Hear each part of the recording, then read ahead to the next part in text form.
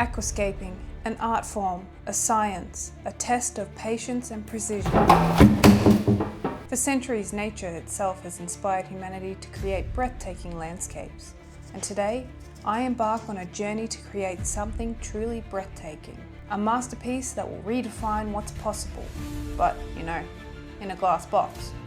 With careful planning and expert craftsmanship, and centuries of wisdom passed down through generations, I will construct an aquascape so stunning, so revolutionary, the future generations will study it in awe.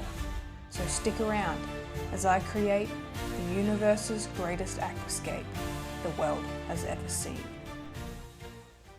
This is Leo's Artist Mustard. To begin the world's greatest aquascape, I'm using the world's greatest substrate. In all seriousness, this soil is actually leagues apart from the others. It's got all the essential nutrients your plants need to thrive, however it's not going to dump a whole bunch of ammonia into your tank at the beginning. So you can actually put your fish straight in, as long as you have a mature filter. You don't have to wait 4 to 6 weeks like other aquasoils. I've added my base substrate and flattened it so that it's thinner at the front and slopes up to the back. It just makes it look nicer with a sense of depth, rather than it just being completely flat. I'm using elderly stone for my hardscape, and this big ass rock is the main stone for the scape. It'll sit highest at the back. Then I'll use smaller feature stones around it as a frame. I'm trying to layer these so that when I cover it with a fine top substrate, it'll appear to be poking out from the soil in a natural formation. Apart from planting tissue culture, which we'll get to in a second, I find this the most fiddly part. Trying to find a way to make the rocks sit like they naturally fell is just the biggest challenge. Humans naturally tend to lean towards creating uniformity, so recreating nature's random aesthetic is much harder than it seems. If you're an overthinker like me, this is an absolute death trap, and you could be sitting there twirling one rock on different angles for years if you're not careful, so sometimes you just gotta say F it and just accept nothing in life is perfect, thankfully. Unless it's this scape, because this is the universe's greatest aquascape. I've had to play with these rocks prior to recording because that's what professionals do, and I took photos on my phone to refer back to, but of course it's never going to look the same as it did.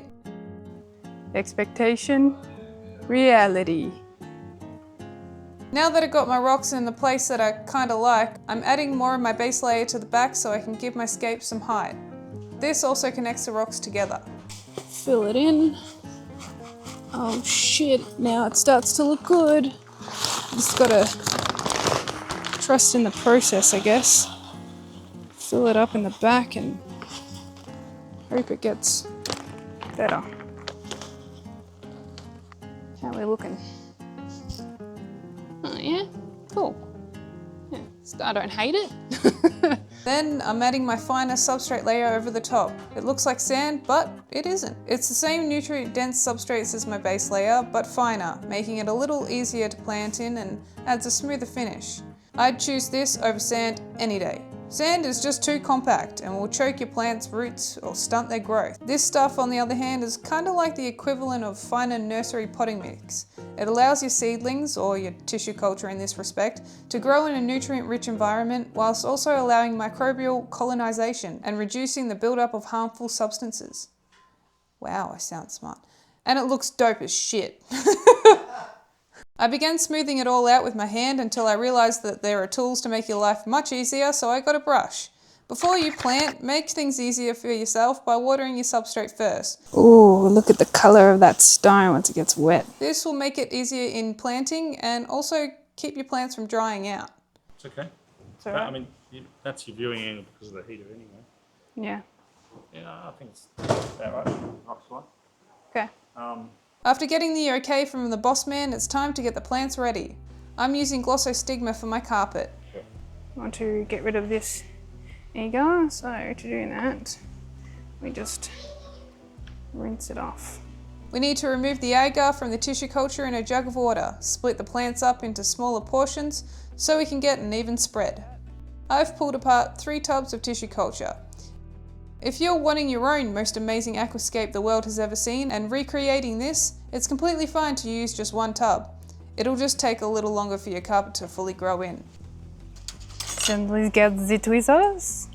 Using fully grown adult tweezers, not baby tweezers, grab your plants at the base and enter the substrate from an angle. And plant that shit deep. And also remember to let go of your plant when you gently pull your tweezers out. Now usually planting gives me a tight jaw from clenching in frustration, but that's only when I'm using aquasoil. Because this substrate is a bit heavier, it's much easier to plant in. It actually weighs the plants in, and I'll just backfill a little bit to make sure the plants are completely in place.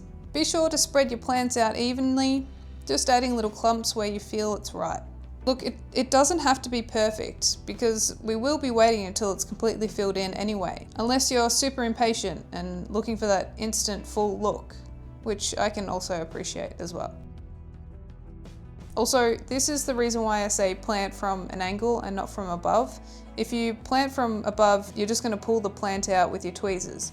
I obviously just did this as an example for you viewers. I don't actually ever do that. Now that the planting of the world's most amazing aquascape is in completion, I'm lightly giving the plants a pat down. Bit unconventional, but You're unorthodox like that. yeah, that's just how I be. Just be rolling like I just be doing shit like that. I just be inventing new techniques. It's called. nonchalant out of you. Yeah. This is called the Holly pushdown.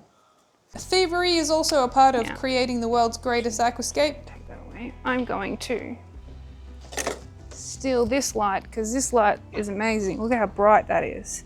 That's insane. So this light is now mine.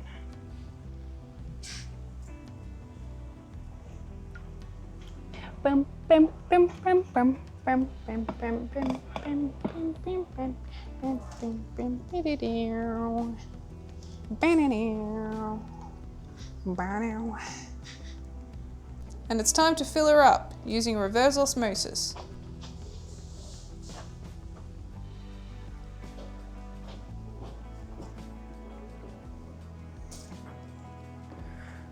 Nice. Now, if I put this here and just turn the tap on, everything will go f***ing everywhere. So I've got to put something underneath it. This is my bag now. Oh, there's a fucking bag right there. Just using Leo. Now, sometimes it's good to have plastic packaging. Thank you, Leo. Just gonna put that in to protect it. Cameraman, can you make sure the water doesn't go everywhere? I usually like to play the game of guess how many plants will float up to the top, but today we only had one. Unfortunately, however, I took the special bag away too soon and the water flow lifted up some of the substrate, causing the water to go cloudy. Alright, so hopefully the filter will do its thing within the next hour or so and then we can do a big reveal. But as far as the aquascape goes, it's done. It looks magnificent. Thank you. It's great. I love how I've like positioned it so that you can sort of see everything. You know what I mean?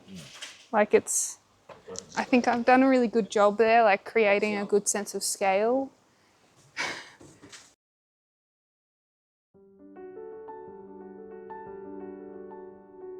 I guess sometimes we treat our tank like it's gonna be the world's greatest aquascape the world and universe has ever seen, but in reality, it kinda doesn't really turn out as planned. But that's okay. I think that's what makes it so brilliant. It's challenging, it's hard, but the more that you do it, the better you get. And with time, patience, nature usually just takes over and makes it look good anyway. Thanks for watching me achieve the universe's most beautiful aquascape.